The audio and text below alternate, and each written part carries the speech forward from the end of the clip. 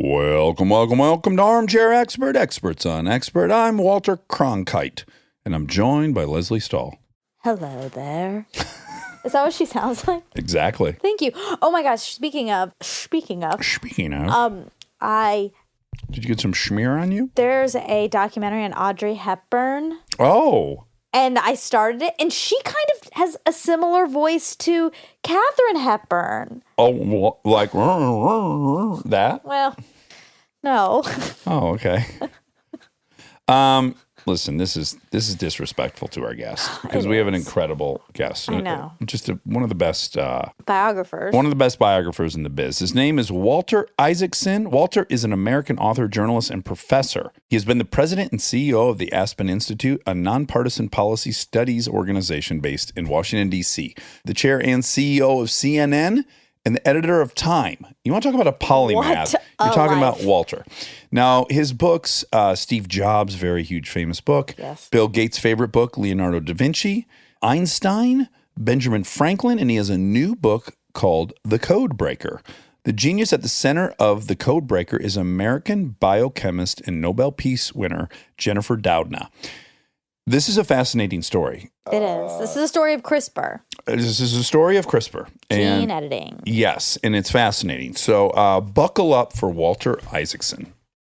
He's an armchair expert.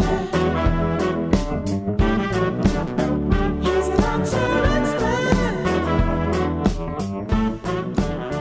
He's an armchair expert. We're very excited to talk to you. Hey, this is going to be cool. Yeah. Where are you at in the world? New Orleans. Oh, because you teach at Tulane, yeah? I teach at Tulane. Where are you? We are in Los Angeles, California. We're getting a very rare inclement weather day. So it's if there's a blizzard today because it's gray. Oh, well, it's warm and 70-something degrees here. And the French Quarter is noisy because people are coming from Mardi Gras, even though they shouldn't be. Right. So be it. Do you live downtown? We live right on Royal Street, right in the heart of the French Quarter. So you're going to hear, even though I've put up muffling things, you're probably going to hear a marching band or two at some point. Oh, fun. Yeah, I hope so. Maybe we should just pause the interview and you can take your computer to the window so we can see. Yep, that balcony is right over Royal Street. Oh, wow. Now, see, I was going to guess that you lived around Tulane because I had gone several times to New Orleans. And how do I say this gently? Well, I'm sober. There you go. There's the problem. So Yeah. I never loved it, but my wife worked there. She shot a movie there, and we rented a place that was directly across the street from Tulane. Oh, cool. That area I fell in love with. There's so many great restaurants, and it's so quaint. Yeah, I take the streetcar every day I go to work, and so it goes right up St. Charles Avenue, get to read the paper, and get to Tulane, and then come back to the French Quarters. What a life. Yeah, I'm lovely. envious of that. Although ours is pretty darn good, too. I'm not going to Yeah, complain. yeah, we're all lucky. We're all doing okay. Yeah, we're all way too lucky. Yeah. But speaking also of someone who's way too lucky and has a great life, Bill Gates, when we had him on. I listened to the big Gates. You did, and you heard yourself. Yes. Yeah, he threw in something about Leonardo, for which Yes, thank you. and he sent us copies of the book.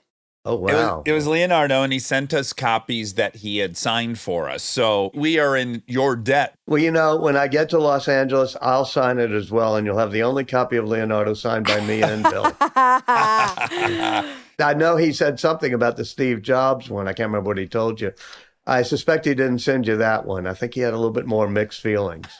We didn't get that one. To be honest, when I had that conversation with him about Jobs, it was not what I was expecting. I was nervous to even bring it up. And I guess I loved where we landed, that he did have full admiration for him being more of an Imagineer, if you will. Like, not necessarily a computer guy like he is, but an incredible creative mind. That Apple could not have happened without him. And Yeah. he gave him a lot of credit. If you get to the end of the Jobs book, there's a section on Steve dying and Bill wanting to come to Palo Alto. And he comes and he sits up there, and I help arrange it. And Bill comes and has a 2-hour talk with him sitting by Steve's bed. Oh, wow. And it was supposed to be a perfect ending to the book, but typical of Steve, he afterwards told me that Bill Gates was an asshole. So it Oh sort my of ruined the ending God. Oh, wow. Oh, that is so on brand. Good for him. Right to the end. of the book. On brand. I read Jobs and I loved it, of course. And I guess the thing I appreciate is on here, we're always trying to point out that there are people that have spectacular gifts. And then they also have spectacular misgivings and character defects. And there is no such thing as a perfect person. That's something we're very interested in. Continually perpetuating that. Like, we're all multifaceted and we all have some hiccups. So I loved that yours was like both celebratory and critical of him as a person. I found that kind of refreshing in a biography. It's important to remember that all people are human. And especially when you're a biographer, that's the whole point of it. And we have that problem in our society. All of a sudden, we can't figure out, do we like Thomas Jefferson or not? Or do we like Abraham Lincoln or not? And I've had to wrestle with some really mixed characters, mainly people like Jim Watson, who wrote The Double Helix.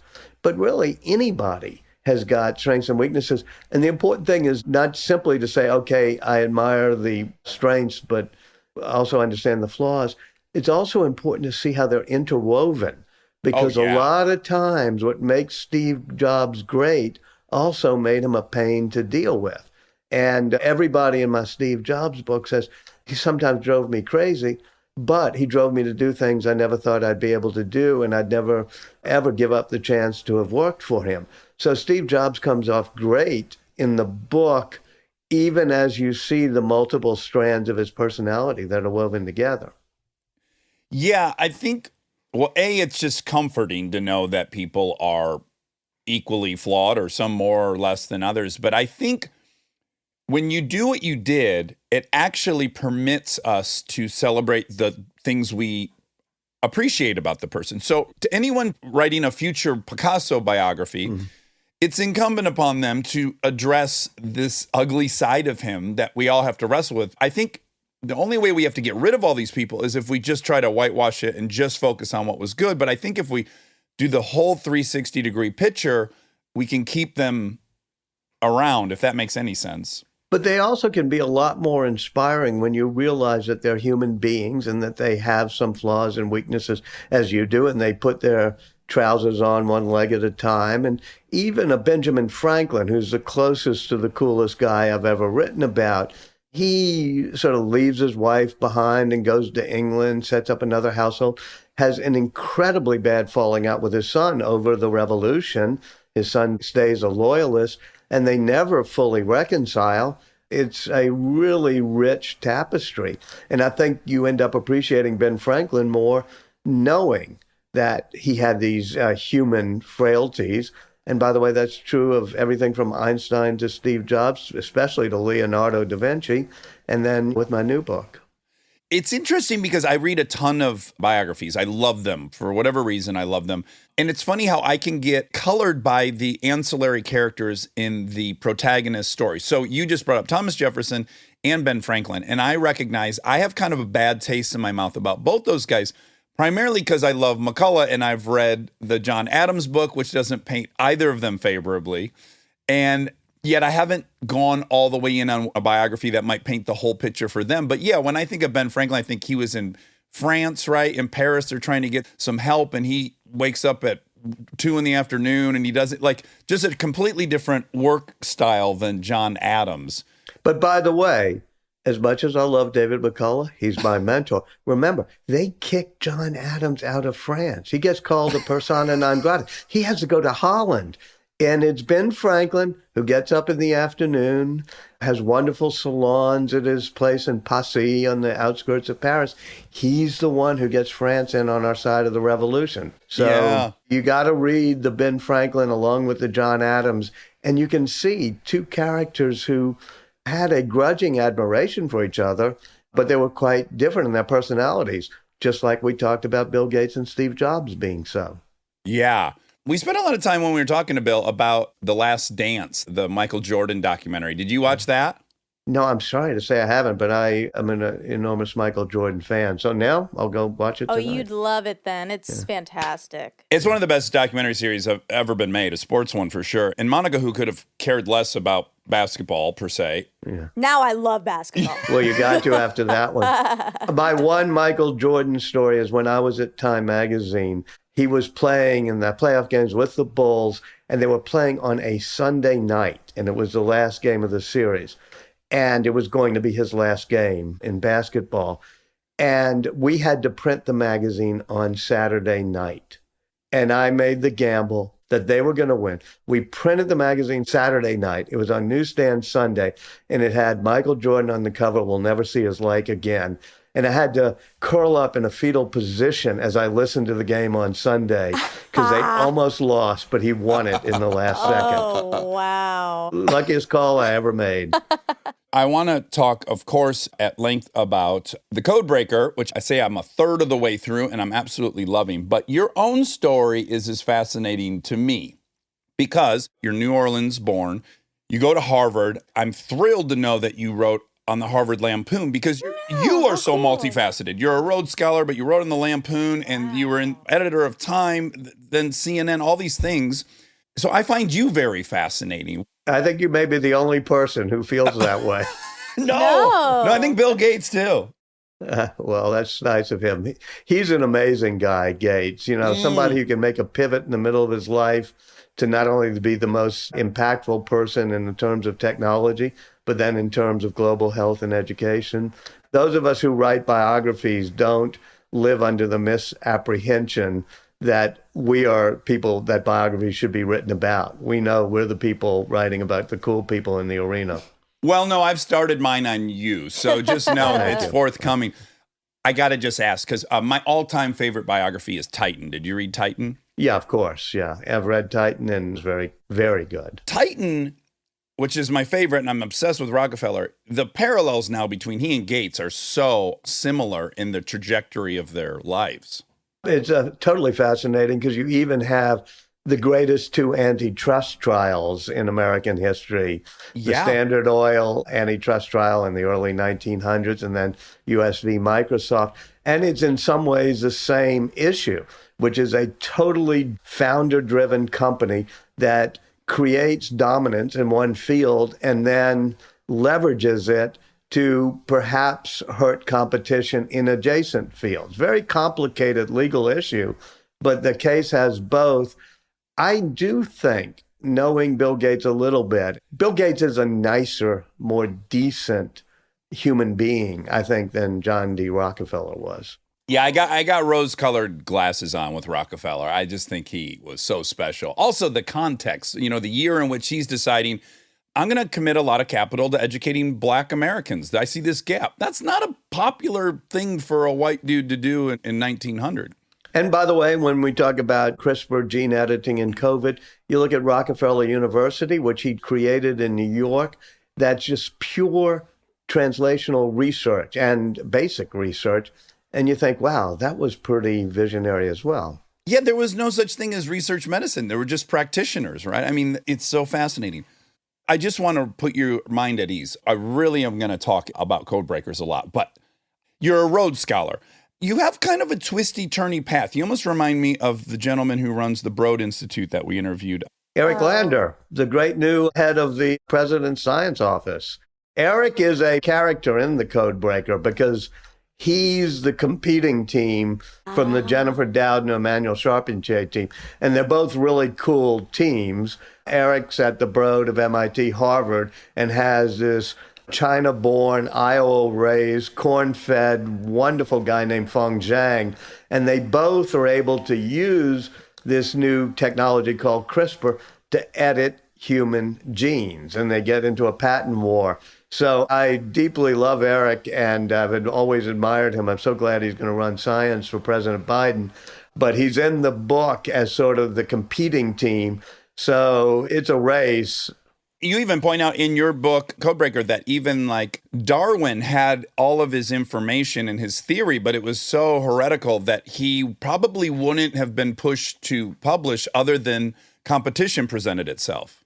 Right. When Wallace comes up with and sends him a paper. It says, hey, I've come up with this theory. Darwin feels, oops, I'm about to get scooped. And they have something that's really interesting in science. I hope it comes through in the Code Breaker, which is that there's a perfect mix of competition and cooperation. You know you're all in it together. Yeah. And you say, all right, we're competitors, but we know we have some special bond because we're in it together.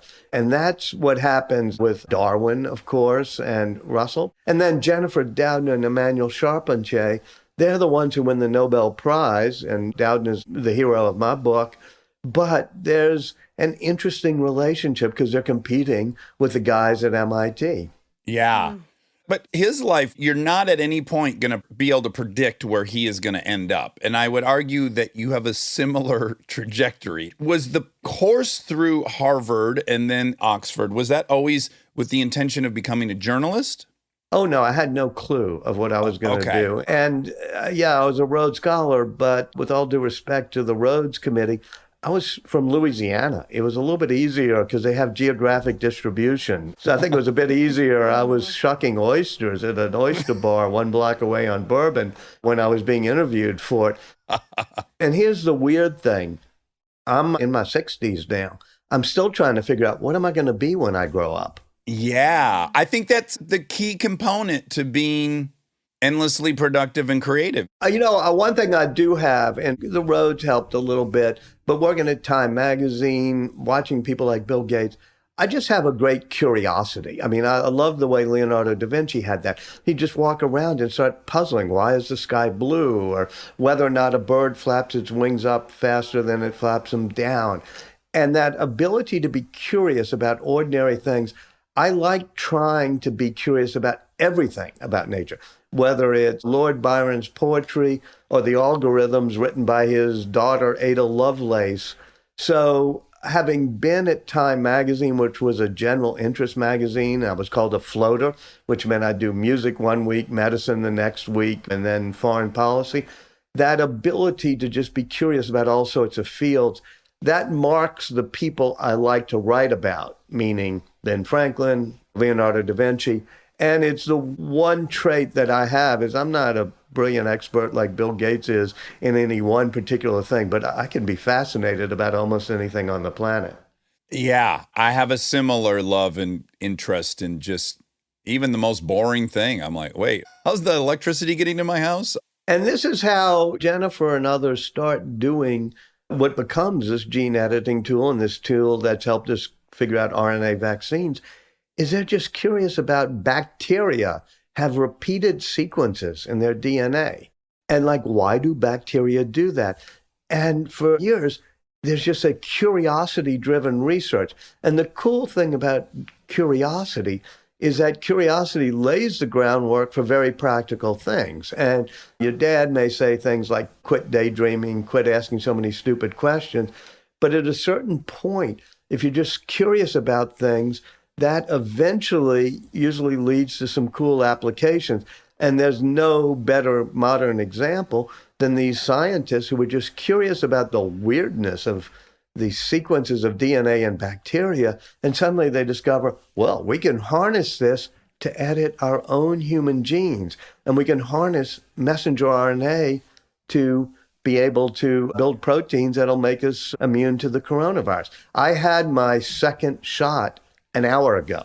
So Oh, no kidding. we can celebrate. Congratulations. Yeah. big time. Oh, I'm so jealous. Me too. Yeah, I was in the Pfizer trial, which is one of the great RNA trials. And I started in July. And then after 6 months, they take your blood and they tell you whether you're placebo or not.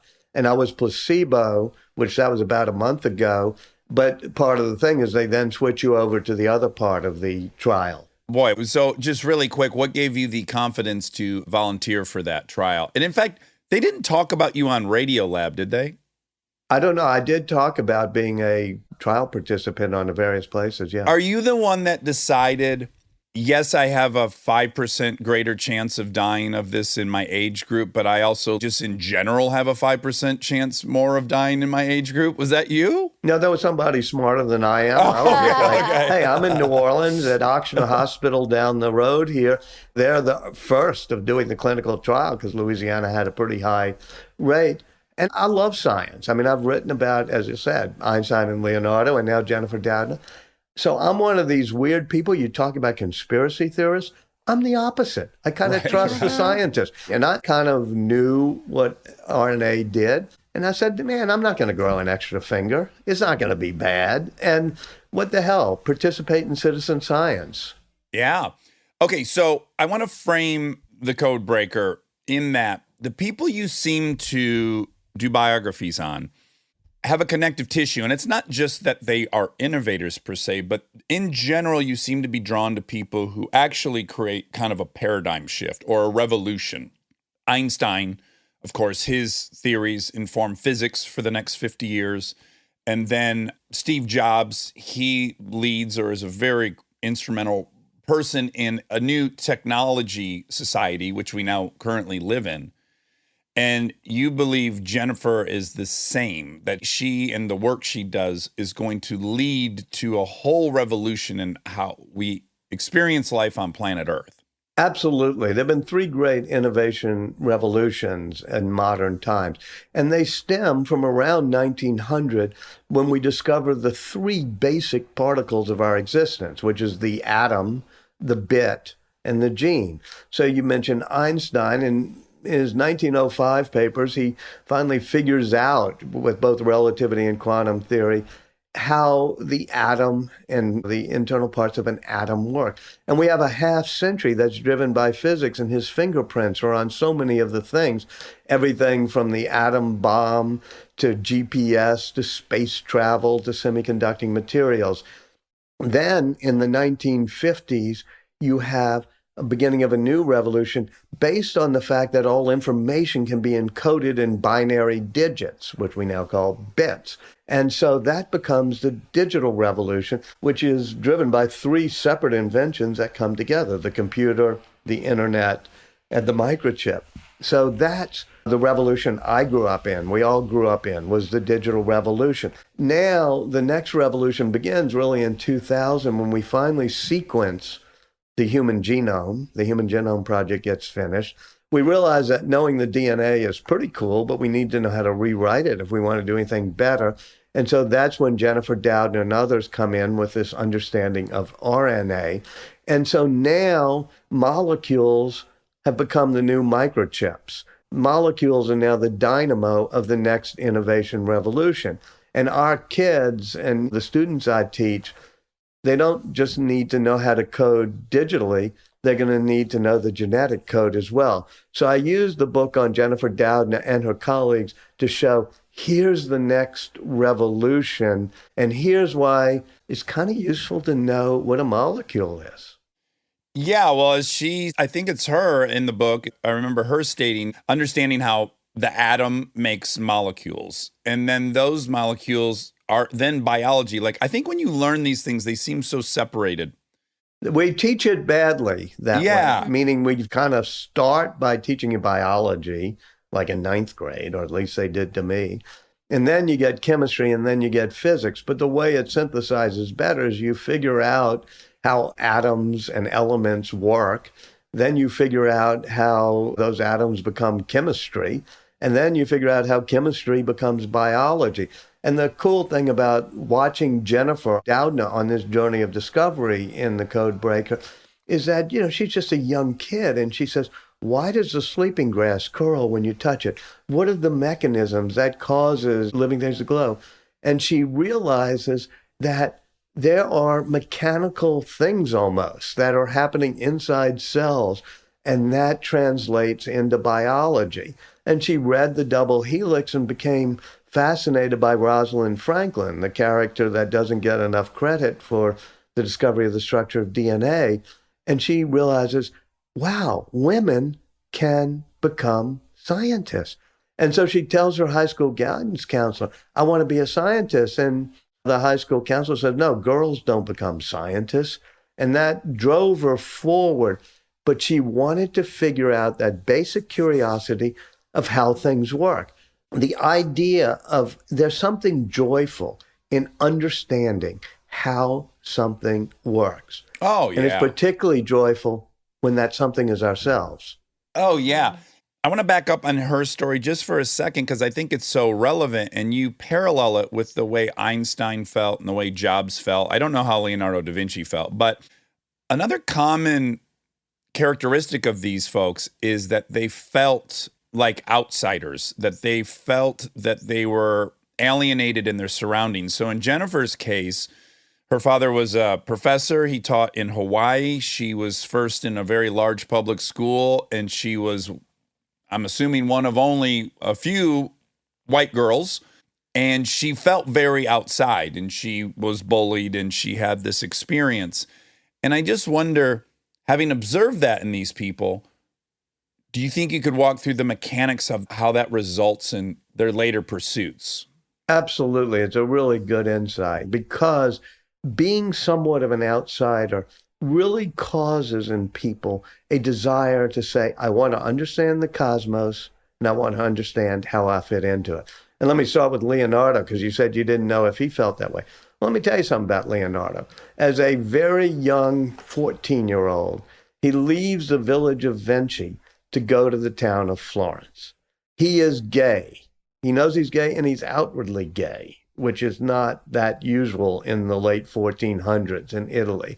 He's left-handed. He's distracted. He was born illegitimate, and he had all of these characteristics that made him an outsider, and yet he gets embraced by the Medici family and feels like he's both an outsider and an insider. And I think that's sort of the key to things. Certainly Einstein, growing up Jewish in Germany in the 1910s, 1920s, knows what it's like to feel like an outsider. For Jennifer, it's not as strong. Jennifer Doudna, as you said, grew up as a lanky, blonde girl in an all-Polynesian high school in Hilo, Hawaii, and she was called a Heole, which is not quite as bad as it sounds, but it's sort of a slur for mainland. Well, I'll say it for you. She was called fucking Howley quite often, as she says. Yeah, right. Well, yeah. I don't know on This is a toilet bowl of curse words, so don't worry. Okay. But anyway, I think when you get curious about how do I fit in to this creation, you do things like Leonardo did, which is draw a Vitruvian man with himself standing naked, spread eagle in the circle of the world and the square of the cosmos, the greatest drawing of all time. And if you're Jennifer, you're just curious, how does all of this work? And what is life? And how do humans fit into this? And I think you become a rebel, or as Steve Jobs put it, a round peg in a square hole. He celebrated the misfits, the rebels, people like that. He said people who are crazy enough to think they can change the world are the ones who do. And Steve Jobs, likewise, was somebody who wasn't sure quite how he fit in because he was adopted and by a family, his father was an auto mechanic. And he couldn't quite figure out, well, how do I fit into this world? And sometimes felt a bit both rejected and also chosen, because he was chosen by his family to be adopted. So I think that feeling of, okay, let me understand this system better. We could all use a lot of it. Even those of us who born and raised in New Orleans and felt we fit in, it's really cool to always step back a bit and say, let me try to look at this as an outsider. Just when you brought up Jobs, I'm reminded of that amazing scene in your book where he goes to the restaurant that his father either owned or worked at. Yeah, his birth father's restaurant. Do you know this story? I don't think so. Jobs is aware of the fact that's his father, right? Yes, what happens is Jobs is always treated correctly. The people who adopted him as his mother and father. He had no particular interest in figuring out who his birth father was, but discovers he has a sister from his birth mother, says, you have a sister. It turns out to be the famous great novelist, Mona Simpson. So Steve talks to Mona Simpson, and Mona Simpson decides to find the lost father, who had been a graduate student at the University of Wisconsin from Homs, Syria, and so definitely an outsider. And Jobs is able to track him down. Jobs doesn't really want to go see him, but Mona does. Mona tells Steve Jobs who it is, And Jobs realizes that he had met the guy because he used to eat in the guy's restaurant near Palo Alto. Oh my And God. he said, "You mean that guy is my father?" And Steve then never sat down and talked to him. Well, and deeper than that, wasn't there also an element that that guy was talking about Steve Jobs? Like, was aware of Steve Jobs as the Apple guy? Oh, well, because Steve had gone into his restaurant, and the Yeah. guy who ran the restaurant, John Gindali is his name, used to brag, even Steve Jobs eats here. Oh, And then at some my point he God. discovers Steve Jobs this is my son. story is tragic. Oh, well, the book's very tragic in many ways. But yeah, how wild is that? He's aware that his biological dad is proud of having just served him. That is Yeah. so wild. Stay tuned for more Armchair Expert, if you dare. We are supported by Best Fiends. Oh. Ooh. Where are you at in Best Fiends? I'll tell you where I'm at. I'm getting smoked. Uh-oh, Eric. Eric, he has more time to dedicate to Don't it. blame it on that. I took one of my favorite pastimes, and now it's a source of defeat for me. I'm sorry. But I still love it. I don't care. Best Fiends is a top-rated mobile puzzle adventure game. I love it because you're solving puzzles. Now, I don't want to blast things. I want to use my brain. And Best Fiends has thousands of levels plus new content added all the time, so you never run out of entertainment. And you don't have to be a hardcore gamer to love this. I am not a hardcore gamer, but I love it because you can use it offline, and it's the best way to cure boredom in my case. We're going on a plane, and I'm excited to play some Best Fiends because you don't need internet. Yes, I'm really excited. We've got a 5-hour flight ahead of us. About 4 hours and 30 minutes of it, I'm going to play Best Fiends, and the other 30 minutes answer questions from my children. Now, Best Fiends is boredom's worst nightmare. With Best Fiends, there's something new today and tomorrow and every day after that. Literally thousands of levels to play and counting. Download Best Fiends free today on the Apple App Store or Google Play. That's friends without the R, Best Fiends.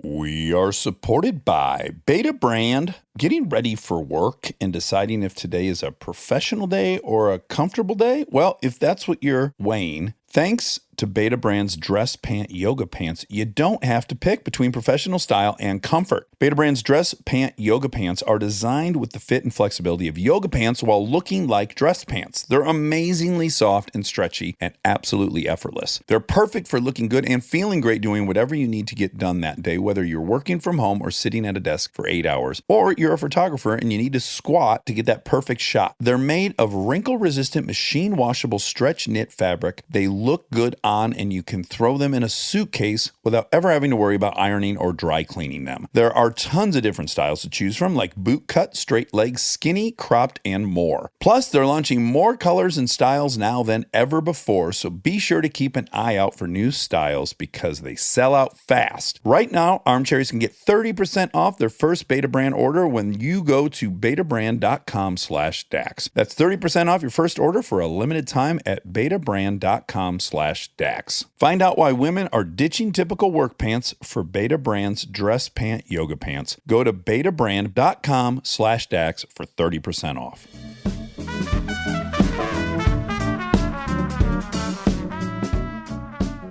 Well, Steve Jobs had this amazing ability both to be an outsider, to be somebody who challenged the status quo, but also to have the confidence of his intuitions. And so he's probably one of the most complicated people of our time, but that made him the most influential genius in terms of creating the things that made the digital revolution. I'm sitting here with my iPhone. That was a transformative device. He transformed movies, retail stores, music. My music listening got transformed when I got to put 1,000 songs in my pocket. Even the iPad and certainly the Macintosh, all these things are transformative.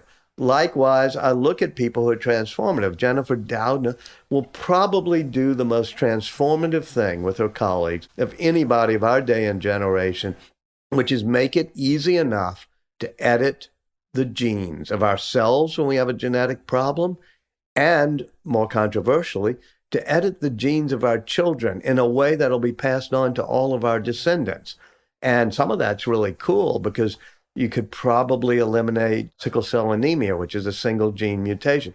You could probably eliminate Huntington's disease at some point, or cystic fibrosis. Those are simple genetic fixes, problems, mutations. But you could also start fiddling around with things like height and muscle mass and memory. That's not that hard to do. We've done it in mice, we've done it in cattle.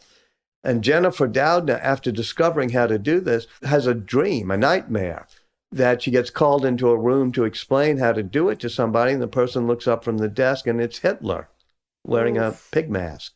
And Jennifer realizes, okay, we've created a technology that's a little bit like Prometheus snatching fire from the gods, or Dr. Frankenstein creating a monster. We have to figure out how are we going to set rules of the road for whether rich people can buy better genes for their children, whether we're going to edit out the diversity of our species, whether we're going to edit out things like depression, which, of course, anybody who's ever experienced it or as a family member would want to edit out. But what does that do to the diversity of our species? Well, yeah, in my own case, I was praying one of my daughters would be dyslexic because I've come to find out it came with another skill set that I ended up being grateful I had. That's an absolutely interesting point to make, which is things that we think we might edit out actually come with a different skill set in a way. And I don't just mean that if you edit out the gene for sickle cell anemia, you might be exposed to West Nile virus. I mean that, for example, there are people who are deaf and they're congenitally deaf, and it would not be that hard in the future, and even now with surgery, to make sure that their children weren't born deaf. But there are people who are congenitally deaf, and when they have children, they try to make sure through pre-implantation diagnosis that their kids are deaf because they want them to be part of that same experience. Yeah. So this is a complex issue. There's a wonderful kid in my book, The Code Breaker, named David Sanchez, young African-American kid. I think he's just about to turn 18. High school, has sickle cell anemia. And they're working on him at Stanford Children's Hospital so that they help the disease stay in check. And then they say, with this gene editing technology, we can make it so you can have your kids and your kids will not inherit sickle cell. And David says, well, that's great, but maybe it should be up to the kid later to decide. And they said, what do you mean? You would want your kid to have sickle cell? He said, well, no, sickle cell was really difficult for me, but it taught me empathy. It taught me patience. It taught me compassion. I'm not sure I would be who I am if I didn't have sickle cell. And you could look at, say, other people like Miles Davis had sickle cell. It drove him to drink. It drove him to drugs. It probably drove him to death. But it also drove him to write Bitches Brew. Yeah. Different kind of blue. Yeah, and kind of blue. And the question is, how much do we want to edit traits out of our species? I just want to add, you have kind of some heavy lifting on your plate by writing this book, which is you've got to let the reader in on how CRISPR works, which is complicated. It's not as complicated as relativity. It's not as hard as Einstein. That's a great point. Bacteria have been doing it for more than 1 billion years. So if they can figure it out, we can figure it out.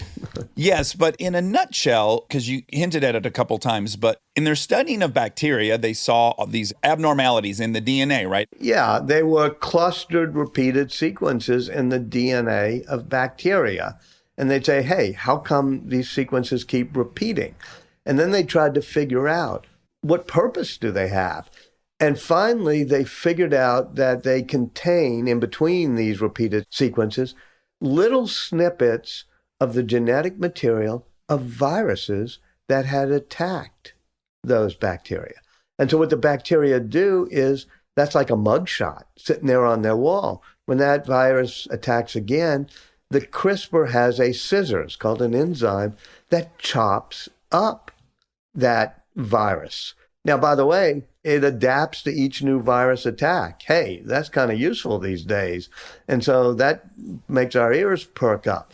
But it also can be used to cut the DNA of our own cells if we want to change it. And so that's how CRISPR works. And what they were able to do is figure out what are the essential parts of that system, which is simply the repeated sequences and an RNA guide, a tiny piece of RNA that guides these scissors to the place it's supposed to cut. And Jennifer Doudna and Emmanuel Charpentier do that. They win the Nobel Prize a few months ago for it.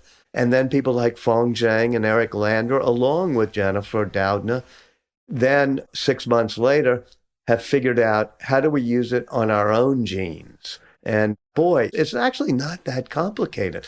It's a beauty of nature that's simple.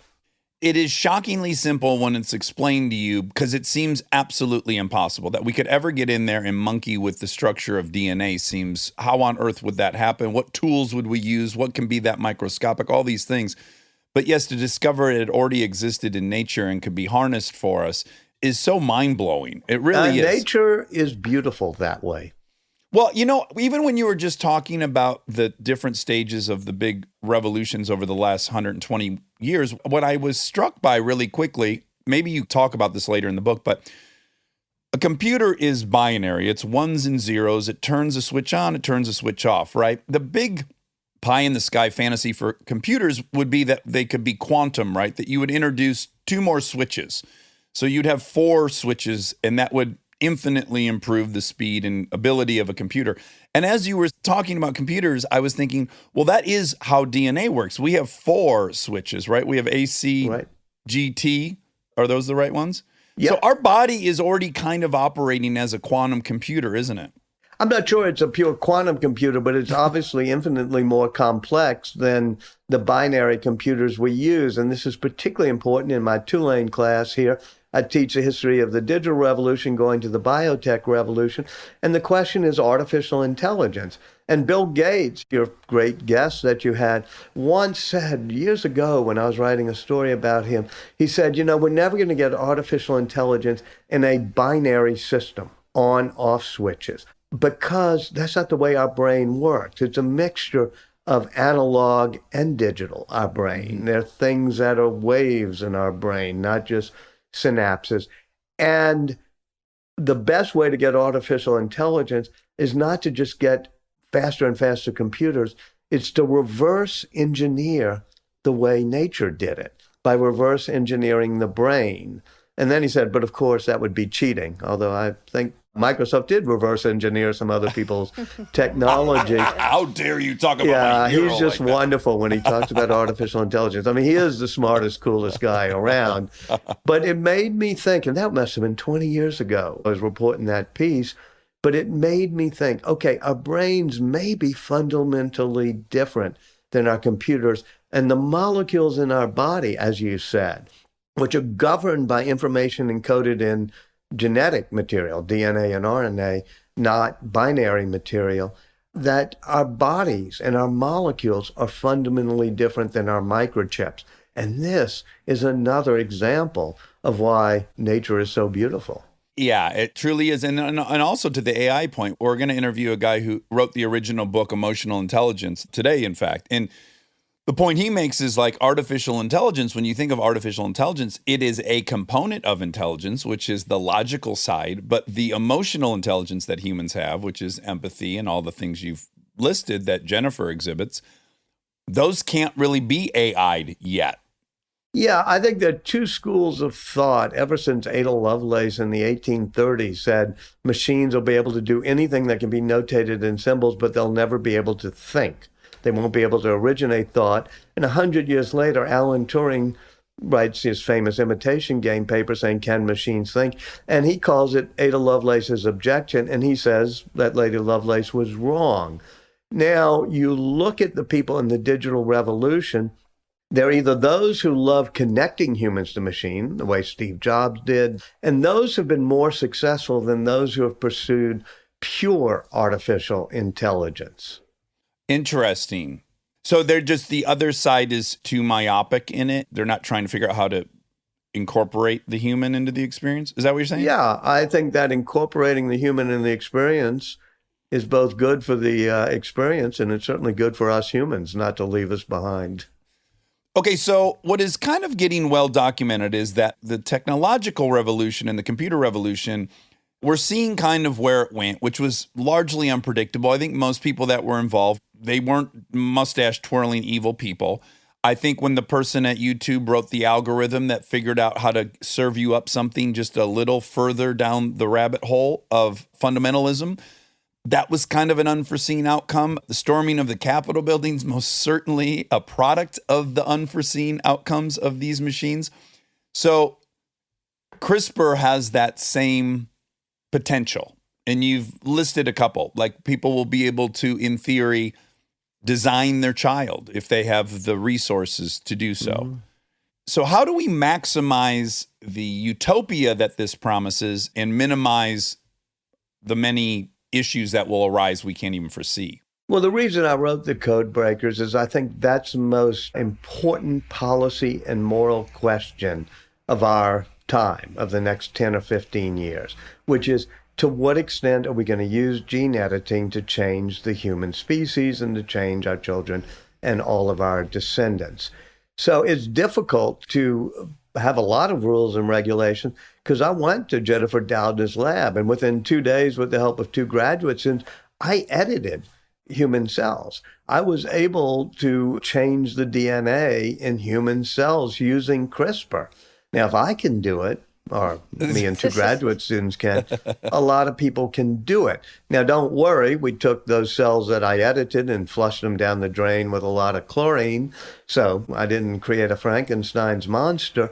But 2 years ago, one of the people who had been to Jennifer Doudna's seminars, a guy from China named He Zhongqi, created the first CRISPR babies. He edited the embryos of 2 twin girls when they were early stage embryos to take out the genes that allow you to build the receptor that allows HIV viruses to come in.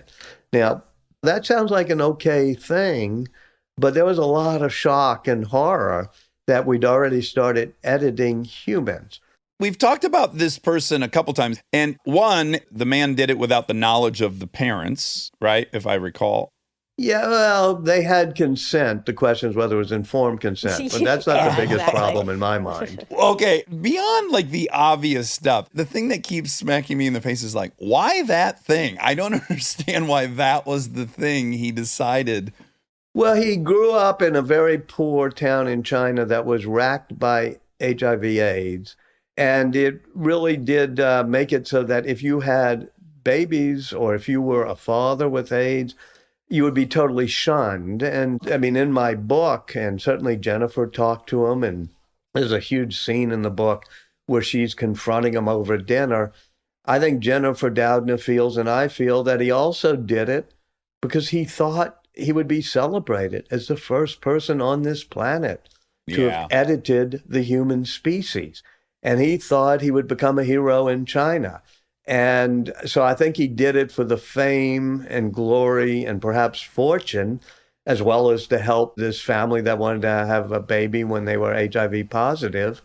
But who knows these I mean, that's what I try to explore in the book.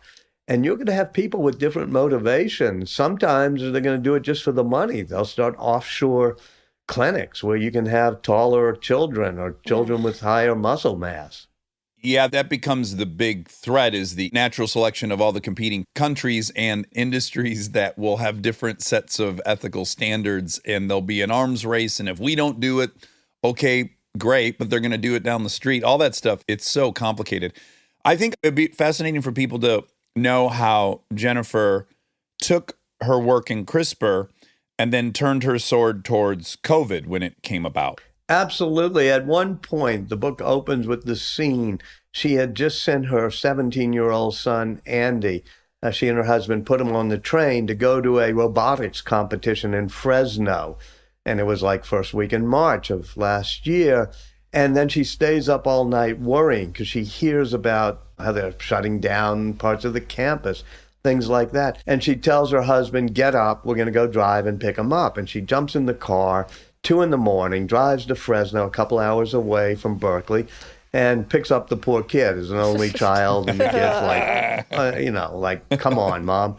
But on the way out, he got a text saying, all right, the competition has been canceled. Everybody go home. And that's when Jennifer realized that the government was screwing up totally this response to COVID, and that it would be up to academic scientists to figure out what to do. So the next day, she convenes a meeting of 50 research scientists at Berkeley and the Bay Area, some in person, some by Zoom, and they start a lot of projects. One, to just do a high-speed testing lab, because it was just amazing, as you remember, how hard it was to get high-speed tests. They also figured out, wait, if bacteria can use CRISPR to remember a virus and then kill it the next time, maybe we can create two things. One, a really good detection technology using CRISPR, but another, a technology that actually destroys the virus in human cells. And so there are things called Pac-Man, which was invented out in the Berkeley area by one of the people working with Jennifer. And at the Broad Institute with Eric Lander and Feng Zhang, they invented something called Carver. Now, these aren't totally available yet, but these things are coming online, these instant detection kits, and even treatments. And by the way, the treatments may be more important than the vaccinations because, vaccinations have to use our own immune system. I said, I just got one this morning. I can feel my immune system having some issues here. But if you can directly kill the virus in your system without having to use the intermediary of your immune system, that's cool. So all of that has been done. And here's another, what I think is a really cool thing. Jennifer Doudna, the hero of my book, did the gene editing technology, and she was in competition with this wonderful guy, Feng Zhang, working with Eric Lander at MIT and Harvard. And they fight over patents, they fight over who should get credit for the discovery. But they both start in March of last year doing this fight against COVID using CRISPR technology, and whenever they find something out, they put it up for free on one of these servers on the internet. They don't patent it. They don't claim credit. They say you can build upon it. And that notion of competing for patents and intellectual property goes out of the window, as the only thing they're competing is who can contribute fastest to this common pool that we're doing to fight the coronavirus. And that is the overall lesson of the book, which is that nature is beautiful, basic science leads to really cool things. And in the end, it's a noble, noble pursuit. That's what scientists like Jennifer Doudna know. And that's what I hope younger people reading this book will say, I get it. Basic science can be a noble pursuit. Yeah. It's incredible. Now, I'm aware of the fact that the vaccine is an RNA vaccine and that that's a new approach. Is it specifically originated with CRISPR technology? Is that how the vaccine came about? They both use RNA as their underlying technology. Okay. As we said earlier, DNA thinks it's the cool molecule. It's the famous one. It gets on the cover of magazines. Jennifer Doudna figured out early in her career the structure of RNA, and RNA turns out to be a more versatile molecule. It's the one that takes the information, our genetic code, and goes to the manufacturing region of a cell and makes proteins. It orders up the making of proteins. And that's how the RNA vaccines work. You have a messenger RNA that goes into the manufacturing parts of my cell that just got shot up today. And it says, make this fake spike protein so that if the coronavirus hits, my immune system will say, oh yeah, I know that spike protein. I'm going to get rid of it. Now, the way CRISPR works is it uses RNA as a guide to take a scissors and cut our DNA. Or for that matter, you take a scissors and can cut up the coronavirus. So both of them use this miracle molecule, RNA. I mean, if I were at Time Magazine and had to do a Man of the Year, Person of the Year, I'd just say, no, we're going to do a molecule of the year. It's RNA. It's created CRISPR, and it's created the vaccines we just got. And so that's how they're related, which is this curiosity that most people didn't worry about, which is, what does RNA do in the central dogma of biology? Well, it can edit our genes, and it can make vaccines. Yeah. It's really fascinating. Yeah, I was thinking, when I learned about it, I was thinking about the DNA being like your list of ingredients, and the RNA is like the chef. It like goes and makes the thing. DNA is like a blueprint, and my dad was an engineer and, construction. And the RNA is like the contractor, does the Right. building of things based on a blueprint it goes and finds in the nucleus of our cells. Yeah. Have you ever written about someone and they did not find it favorable?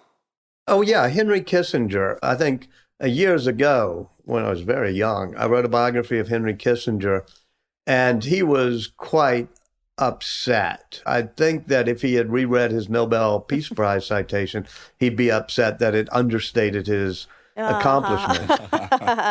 He has a brilliant mix of ego and insecurity. And so I think for about 20 years, he was not easily speaking to me.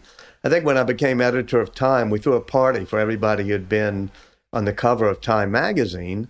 And so he was invited, and I was wondering whether he'd come because he wasn't speaking to me. And the phone rings, and my assistant says, "It's Henry Kissinger on the phone for you." So I pick it up, and he goes, "Well, Walter." Now, my reaction was either this is Henry Kissinger or it's my friend Graydon Carter, who does a great Kissinger imitation. He's pulling my leg. So I didn't want to fall for it. I went, And he said, "Well, Walter, even the 30 Years' War had to end at some point. I will come to your party." And so he was a guy who didn't like the book written about him. I still think it was a totally fair book. Yeah. Well, I got one more Kissinger question, because when I read your list, I'm largely aware of everyone that you have done a biography on and their contributions. I'm totally ignorant on Kissinger. I hear him all the time referred to as a genius, and I just was wondering if there's like a 2-second blurb you can give me on why Kissinger is so special. Well, he created a foreign policy that was based very much on a realistic appraisal of national interest, not on idealism. Now, that sounds bad, and it was a problem because America just doesn't like that type of foreign policy. And there was bad consequences, the Christmas bombing of Vietnam, the secret war in Cambodia, the attempts to overthrow the governments of Chile. So it was a non-morally based foreign policy. However, it was important as we came out of Vietnam to inject a bit of balance of power realism. And that's what Kissinger did. He understood he could make an opening to China. That was huge. And a détente with Russia. And that he could play Russia and China off against each other in this three-way balance that would preserve America's influence after Vietnam. Now, this is a mark of his brilliance in some ways, but if you read my book on him, or if he reads my book on him as he did, you're going to say, okay, I'm not sitting there turning him into a hero. Right, right. That's fascinating. So I imagine he's the one who brought in then McNamara? Oh, no. McNamara was defense secretary for John Kennedy.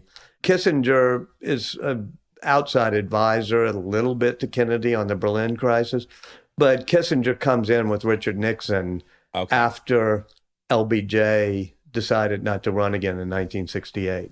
Okay. Well, another great biography, right? The LBJs.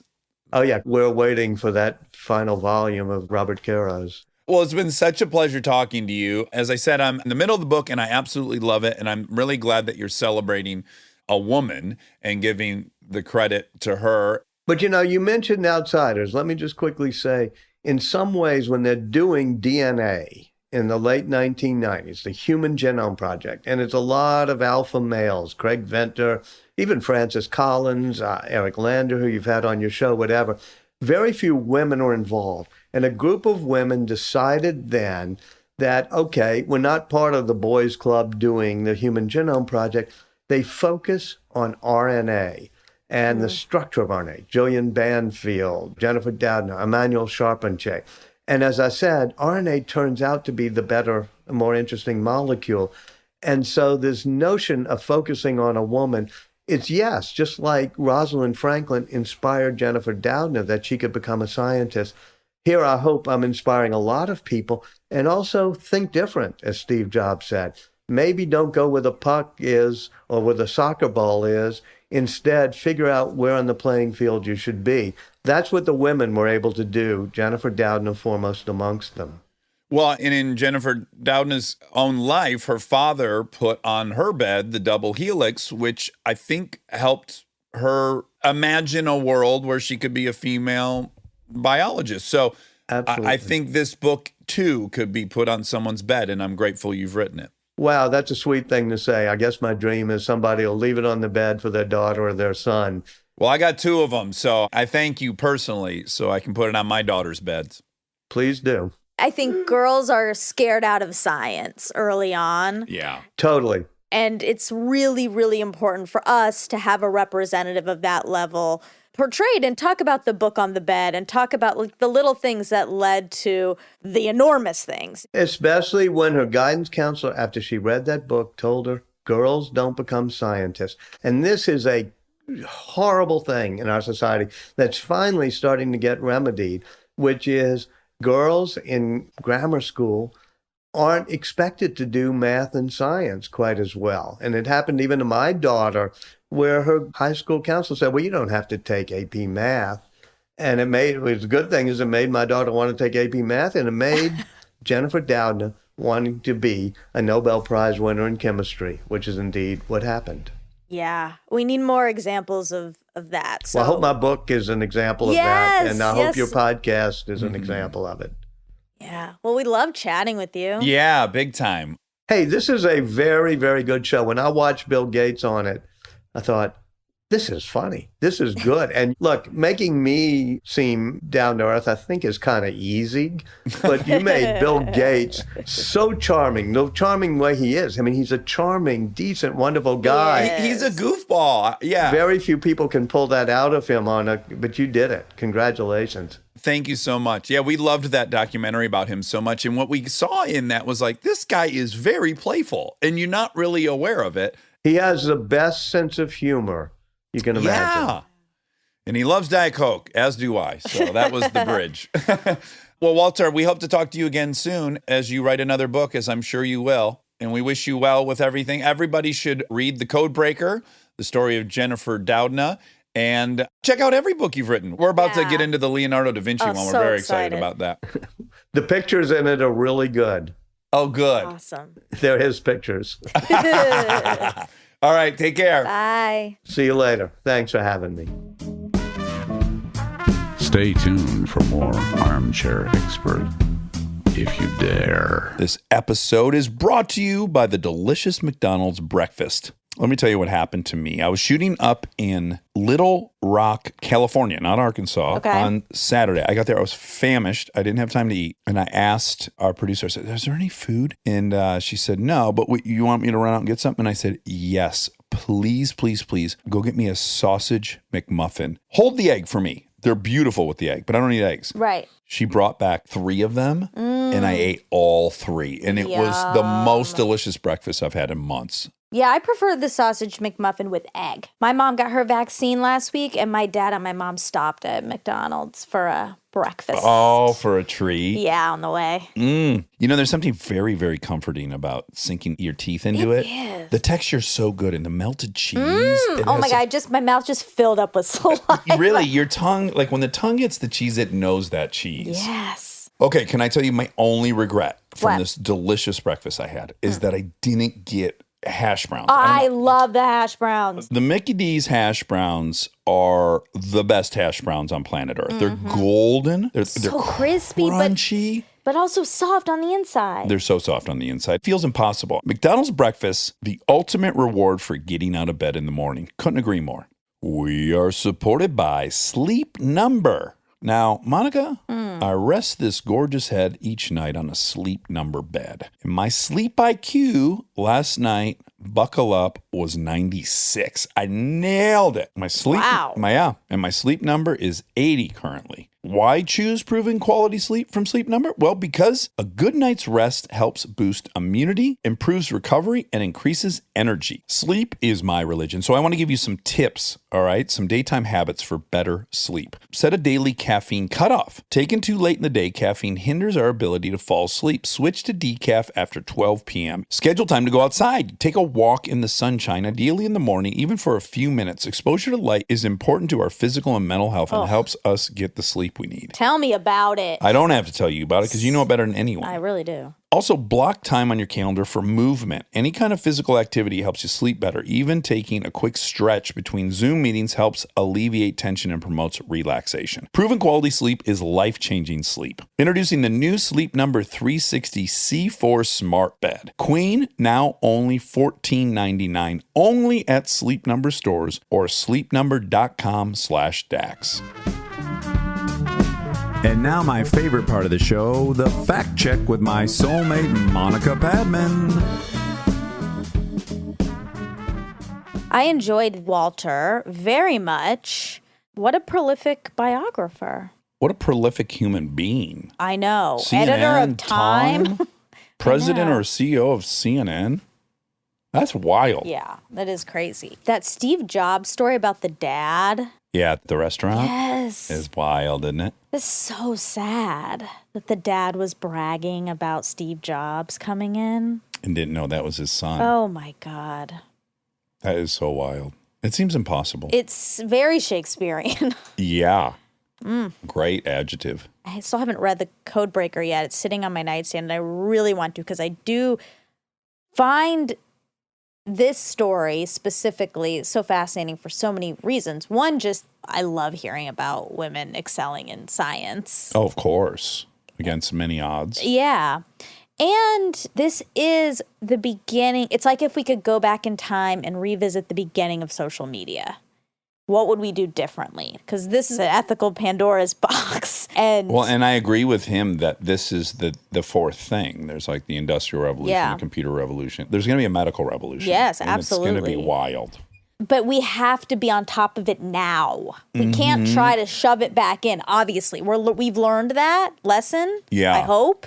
I do wonder, though, if it's a lesson you can learn because the people who created the YouTube algorithm were very well-intentioned, moral people who literally didn't consider. But that's the what outcome. I'm saying. I know, but I do think a lot of the downsides are going to be unimaginable. Like you can't head them off at the pass. Some you certainly can, but I think a lot of these things are going to take some bizarre shape no one could have even really thought of. I just think we have to, from the get-go, put some really intense regulation on it, Oh yeah, I agree. which I think we should have done in tech, and we didn't know. We had no idea what it could possibly have led to, and I wish we did. Uh-huh. And I want us to do that with gene editing because my Okay, I'll do God. it. I'll write Okay. I'll write a couple bills. Thanks. Yeah. I'll get on it. I also find it increasingly interesting. I mean, I know globalization has been happening for so long, but I feel like recently it's so real, like with COVID and climate disaster, and this is going to be so global where we have to have global regulation. It cannot be. I was going to say that's the enormous hurdle. And that was the same hurdle with tech. There's no way we could have hamstrung ourselves and then just lost out to China, where now we're behind the eight ball and they did evil shit anyways. And now we have the evil shit, but they designed it. Yeah. Oh, it's tricky. It is. It is. So we have to just get comfortable knowing, okay, we're really all in this together and we got to get global Cooperation. cooperation. Yeah. Yeah. And maybe a global watchdog that actually has teeth.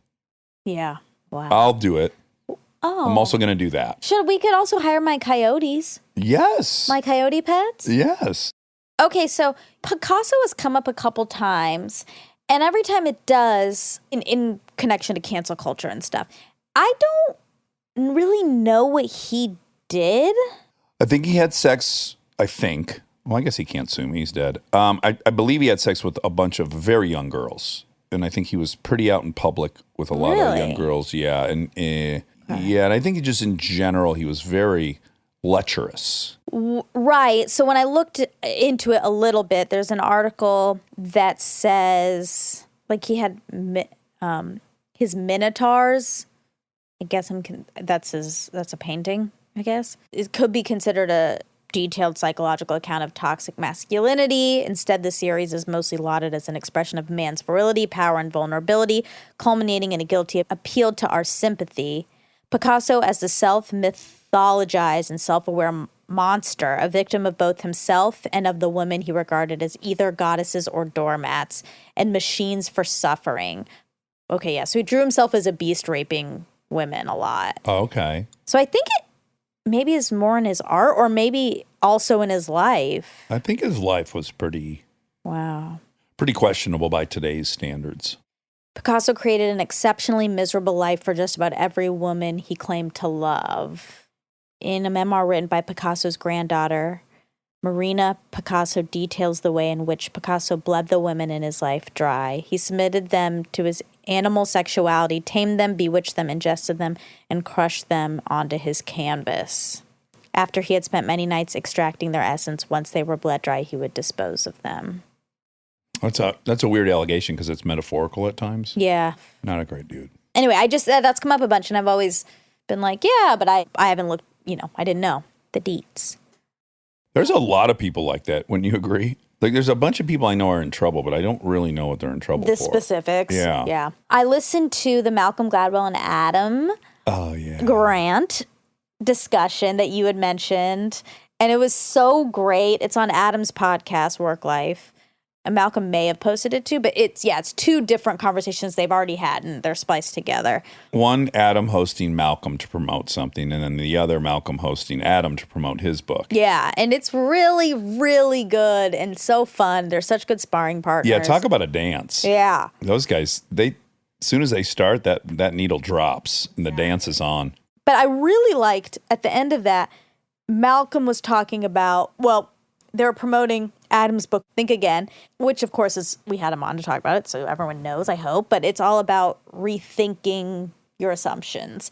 And Malcolm said something really poignant. He was like, you actually have to especially rethink the ones that you feel steadfast in. Right. And I think it's easy to rethink ones you're on the fence about or that are like hot topics. Yeah. Cornerstone beliefs are yeah. But you have to. You're obligated to. And he was talking specifically about the issue of, can trans women compete with Cis women, yeah. cis women in sports events? And normally his thought is, no, they can't. Mm-hmm. But he is saying, I have to keep revisiting it. And Right. it's important to, because Yeah. there are people involved. Funny enough, that's one of mine as well. Yeah. I'm very open to the idea that there's something in there that's, that I'm wrong about. Well, that's what he's saying. Every single time there's an article or something that comes out on this topic, I'm obligated to read it, to Yeah. really look at it and think about it, because it's an opinion I hold. It's important to really continue to think about Yeah. these thoughts, that it obviously doesn't have to be this one, but any opinion you have that you feel super strong about. Well, And I have many.